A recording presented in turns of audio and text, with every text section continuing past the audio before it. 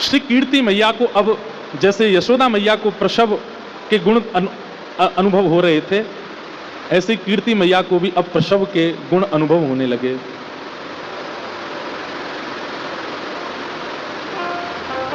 हमारे हित वृंदावन चंद्र जी श्री कीर्ति मैया के 9 महीने के अनुभव का वर्णन करते हैं कि 9 महीना कैसे कैसे अनुभव हो रहे हैं कीर्ति मैया के। पहला महीना जैसे प्रारंभ हुआ, कीर्ति मैया के गर्भ में लाली आई, तो अब इन 9 महीने के प्रसव की इस भावना से आप अनुभव उत्पन्न होने लगा कीर्ति मैया को। अत्यंत दोषयुक्त व्यक्ति में भी प्रेम का भाव उत्पन्न होने लग जाए, दया की भावना आने लग जाए, करुणा की भावना आने लग जाए। इस आया तब क्या हुआ, बोले परम सुख सानी, इतने सुख में आ गई हैं कीर्ति मैया। कहत मृदु वाणी, अपनी मीठी वाणी से क्या कह रही हैं, अपनी सखियों से कह रही हैं कि अरे मुझे तो भरोसा है कि मेरे गर्भ में लाला नहीं लाली है। लली उर आनी, मेरे उदर में लाली ही है, मुकु ऐसो आभास है रहो है। और लाली की बात सुनकर के ताके बोले आपको कैसे पता, बोले अहो लक्षण आनी, लक्षण अनुभूत हो रहे हैं। बोले कैसे लक्षण लग रहे हैं, बोले लाली के जो जो श्रृंगार होते हैं ना, वो श्रृंगार स्वप्न में दिखाई दे रहे हैं।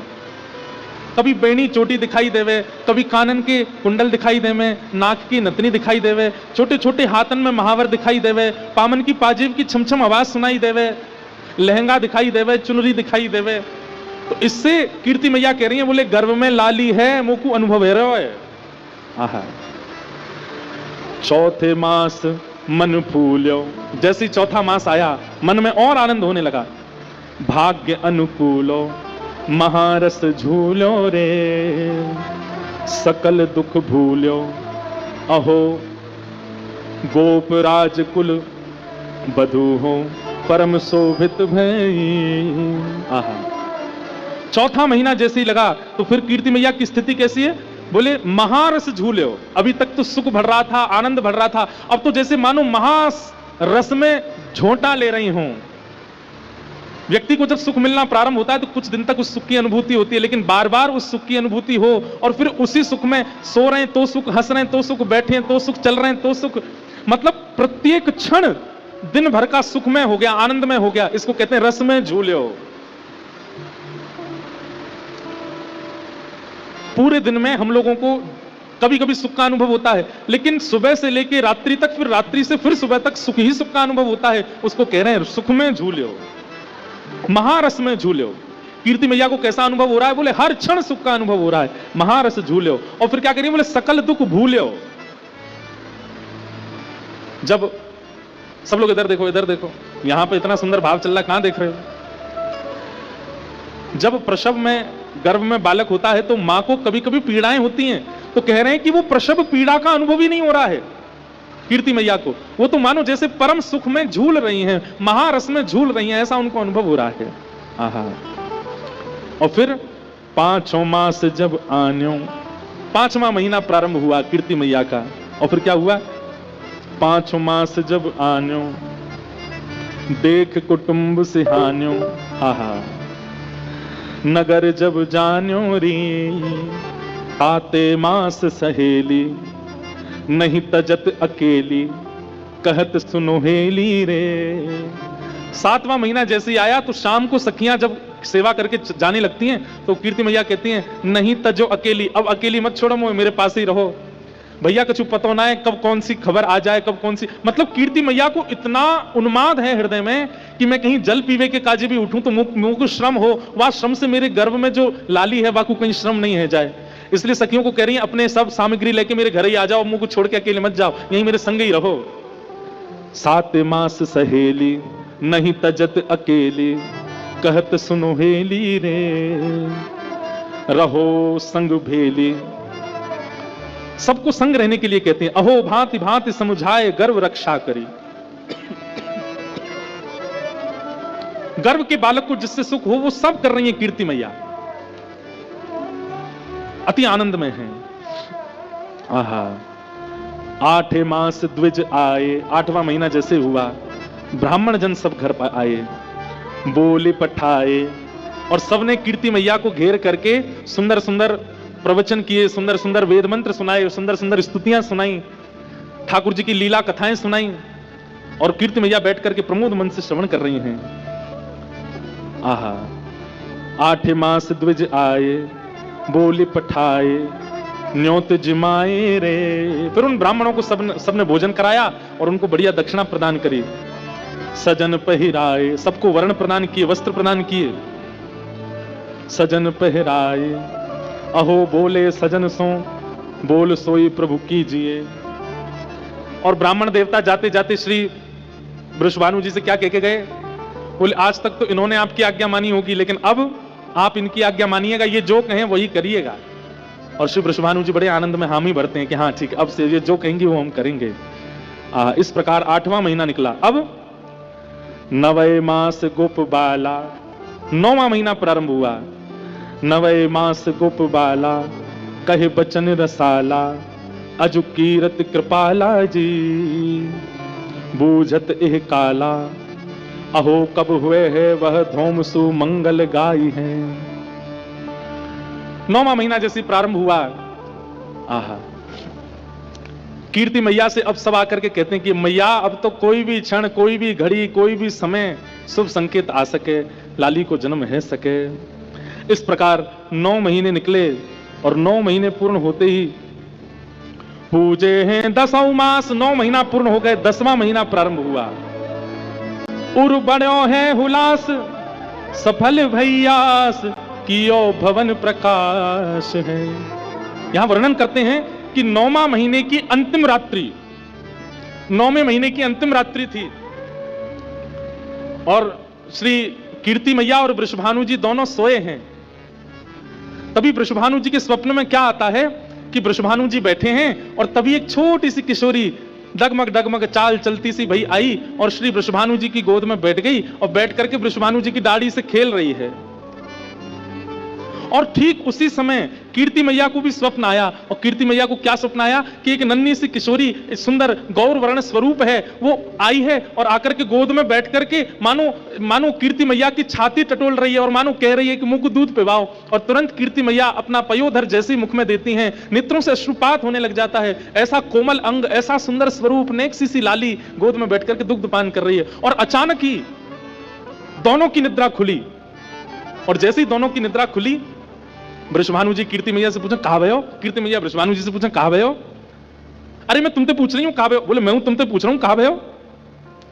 कीर्ति मैया बोली मैंने तो एक सपना देखो। वृषभानु जी बोली अरे मेहर, मैंने भी एक सपना देखो, तुम पहले बताओ तुमने कहा सपने में देखो?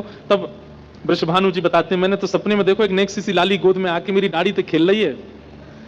कीर्ति मैया के नेत्र सजल है। बोले मुझे भी यही सपना आया कि एक लाली मेरी गोद में बैठ करके मेरे पयोधर पी रही है। और ये दोनों के मध्य में चर्चा चली रही थी कि अचानक से श्री कीर्ति मैया को प्रसव पीड़ा प्रारंभ हुई। और जैसे ही प्रसव पीड़ा प्रारंभ हुई, वृषभानु जी दौड़े दौड़े गए, चिंता में भर गए हैं, पसीने से आ रहे हैं और दौड़े दौड़े सखियों के पास गए, दाई अम्मा के पास गए, बोले जल्दी चलो, अरे पीड़ा हो रही है कीर्ति मैया को। सब दौड़ करके गए, भीतर जाकर के देखो, भीतर से किवाड़ बंद कर ली है, सब सखियां चारों ओर खड़ी हैं, किसी प्रयास से नहीं, बिना प्रयास के ही, बिना किसी के सहयोग के ही। जैसे ही ब्रह्म बेला का समय होने लगा, सूर्य उदय की स्थिति होने लगी, अष्टमी तिथि प्रारंभ हो गई है और जैसे ही सूर्य उदय की बेला प्रारंभ हुई, उसी समय अपने आप सहनाइयों की आवाज आने लगी, अपने आप सारंगियां बजने लगी, अपने आप ढोल डुमडुमियां बजने लगे। वृषभानु जी बोले मैं कक्ष के बाहर खड़ा हूं, कीर्ति मैया भीतर हैं, सब सखियां घेर के खड़ी हैं, अभी तक कोई समाचार आया नहीं और ये डुमडुमियां बज रही हैं, ये सहनाइयां बज रही हैं, ये सारंगियां बज रही हैं, मंगल गीत कौन बजा रहा है? और तभी वृषभानु जी ने जैसी खिड़की खोल करके देखा तो आकाश से मेघ वर्षा हो रही है और उस मेघ वर्षा की ध्वनि में ही मंगल गीतों के स्वर प्रकट हो रहे हैं। मानो अभी तक किसी को पता नहीं चला लाली भई है, लेकिन आकाश में देवता देवीगण सब खड़े होकर के पुष्प वर्षण कर रहे हैं और मंगल गीतों का वाद्य बजा रहे हैं। वृषभानु जी तो आश्चर्य में पड़ गए, बोले ये कैसी वर्षा?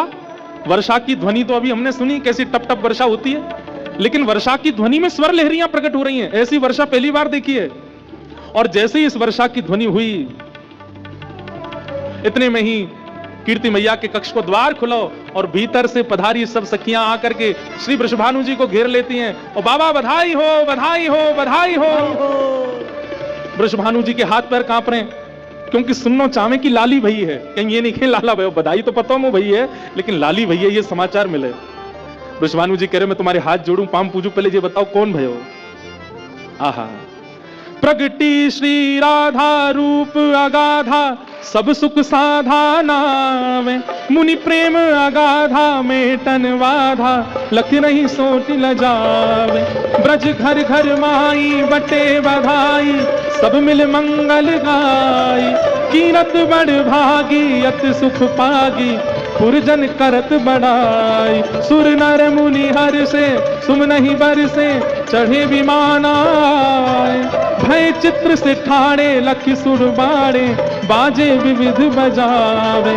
नारद सनकादि शिव ब्रह्मादि, भृगुआदिक मुनि जेते, इंद्रादिक जे जहाँ सू करते तहाँ आए सजन सवेते।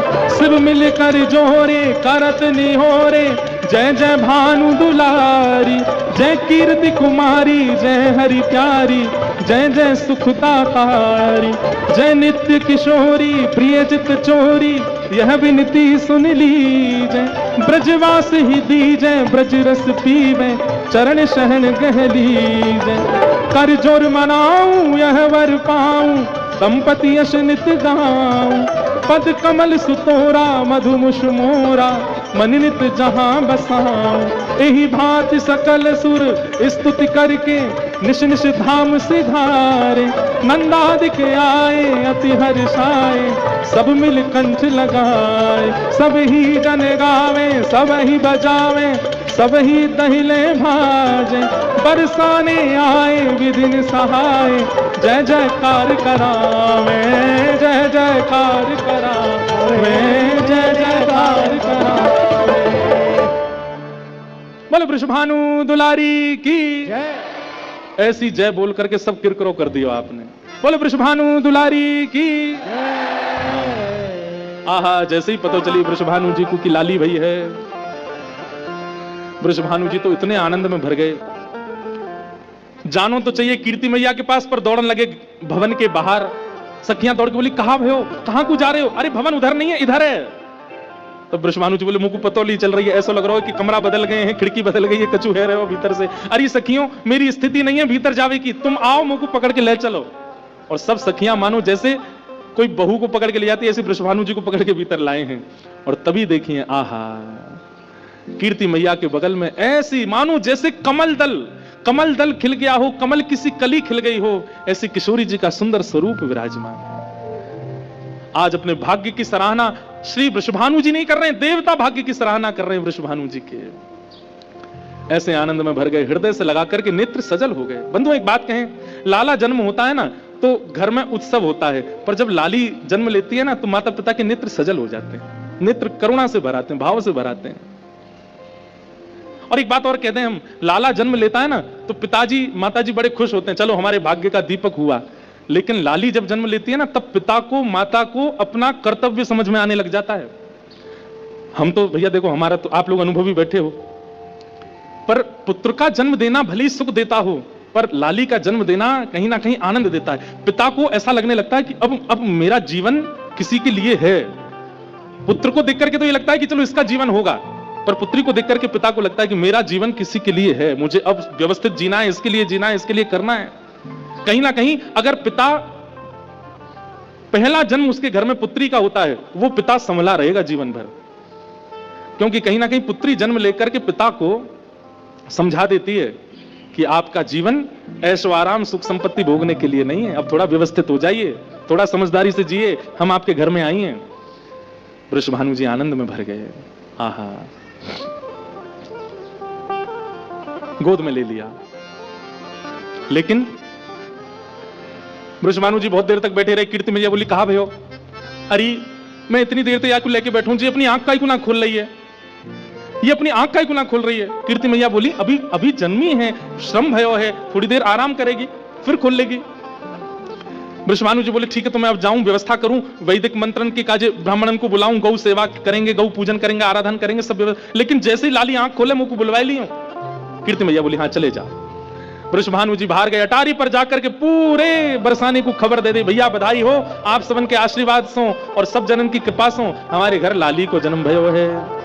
आहा, सब लोग आनंद में भर गए, सब लोग झूमन लगे, आनंद में भर करके